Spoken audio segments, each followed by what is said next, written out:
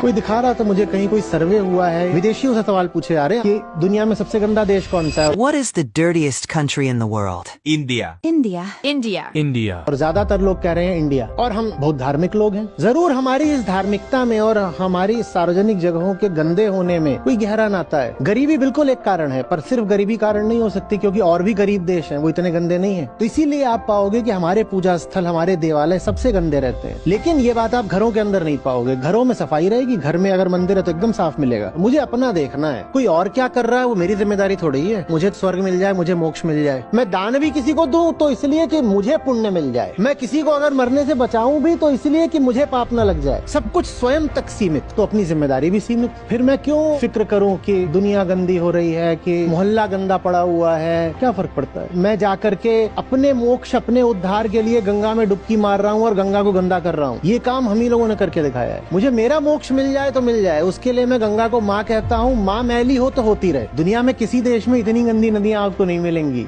और लोक धर्मियों ने नदियों को माँ बोला, ये भी किसी और देश में नहीं मिलेगा आपको। भारत में पर्वतों की जो दुर्दशा है ये आपको दुनिया में कहीं ना मिले। लेकिन हमने अपने पर्वतों को देव स्थल बोला, देवभूमि बोला, ये भी आपको कहीं नहीं मिलेगा। क्योंकि हर काम स्वार्थ हेतु है। और ये कितनी ज्यादा दुखद बात है, क्योंकि हमारे पास सर्वोच्च दर्शन है। और ये जो सर्वोच्च दर्शन है, आदर्श रूप में यही हमारे धर्म की आधारशिला होना चाहिए। बहुत बहुत ऊंचा धर्म होना चाहिए। लेकिन हमने उस आसमान जैसी ऊंचाई को बिल्कुल ला करके जमीन पर भी नहीं, पाताल में पटक दिया।